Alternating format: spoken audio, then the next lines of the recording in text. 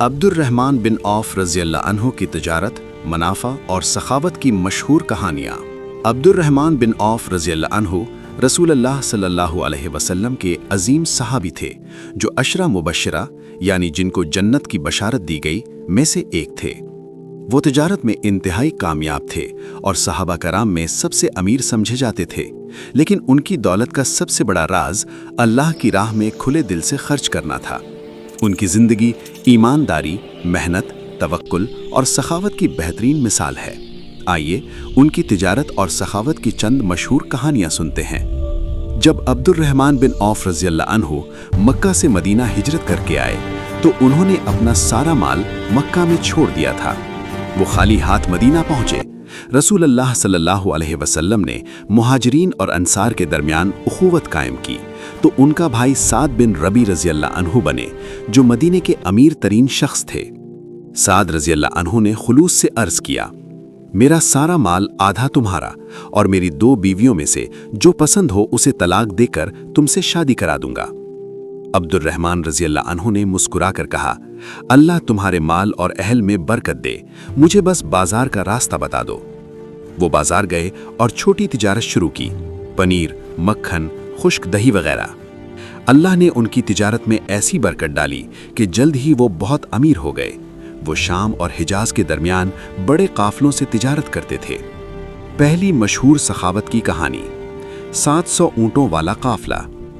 एक दिन उनका एक अजीम काफला शाम से मदीना आया।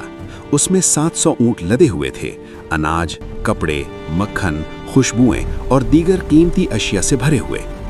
काफला जब मदीना में दाखिल हुआ तो धूल उड़ी, शोर शराबा हुआ, पूरा शहर हिल गया। उम्मुल मुमिनीन आयशा रज़ियल्लाहु अन्हा ने पूछा, मदीना में ये क्या हंगामा है? बताया गया, अब्दुर्रहमान बिन औफ का काफला आया है। आयशा रज़ियल्लाहु अन्हा को रसूलुल्लाह सल्लल्लाहु अलैहि वसल्लम का कौल याद आया कि आप सल्लल्लाहु अलैहि वसल्लम ने फरमाया था कि मैंने अब्दुर्रहमान बिन औफ को जन्नत में घिसटते हुए दाखिल होते हुए देखा है। यानी दौलत की वजह से दाखिला कदरे मुश्किल से लेकिन ज़रूर होंगे।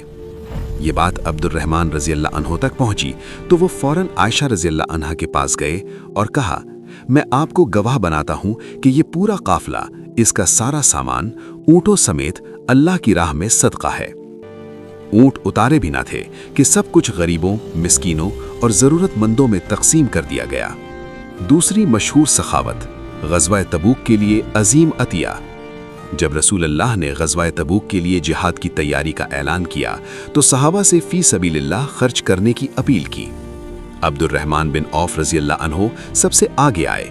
उन्होंने अपनी दौलत का बड़ा हिस्सा, कई रिवायतों में 200 औकिया सोना, तकरीबन 50,000 दीनार के बराबर और बाज़ में 500 घोड़े और 1500 ऊँट भी अल्लाह की राह में पेश कर दिया। रसूलुल्लाह ने पूछा, अपने अहले खाना के लिए क्या छोड़ा?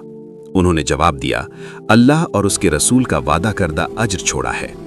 ये सुनकर सहाबा हैरान रह गए कि कितनी बेलौस सखावत है।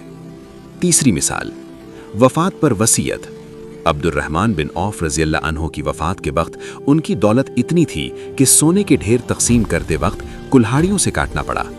उन्होंने वसीयत की कि 50,000 दिनार फ़ी सबीलिल्लाह तकसीम किए जाएं और रसूलुल्लाह सल्लल्लाहु अलैहि वसल्लम की अज़वाज मुतहरात में से हर जिंदा बीवी को बड़ी रकम दी जाए।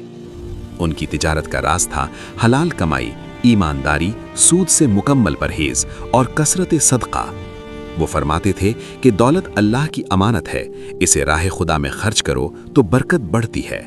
अल्लाह ताला हम सबको अब्दुर्रहमान बिन औफ रज़ियल्लाहु अन्हु जैसी तिजारत में बरकत, ईमानदारी और सखावत अता फरमाए। आमीन। मेरी इस वीडियो को लाइक कर दो और चैनल को सब्सक्राइब कर दो।